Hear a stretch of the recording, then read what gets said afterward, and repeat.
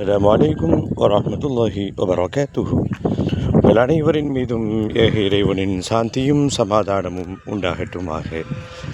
சிந்தனைக்கு சில மணித்துளிகள். ஒரு மாலை நேரம், ஒரு ரம்மியமான பொழுது. அசர் தொழுகைக்கு பிறகு நடைப்பயிற்சி மேற்கொள்ளலாம்.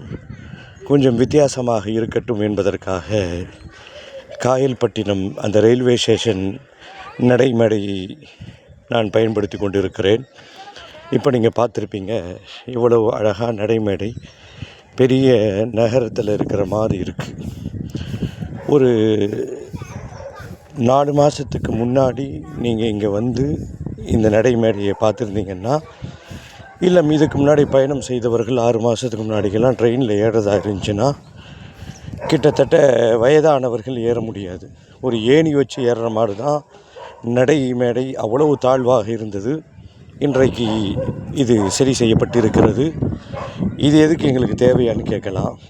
இது செய்யப்பட்டதற்கு பிறகு பின்னால் இருக்கக்கூடியது மக்களுடைய ஒற்றுமை என்பதை இந்த நேரத்தில் புரிந்து கொள்வோம். எல்லாம் சேர்ந்து போராடினோம், கைக்கு மேல் பலன் கிடைத்தது. இது போன்றுதான் எல்லா நிகழ்வுகளும்.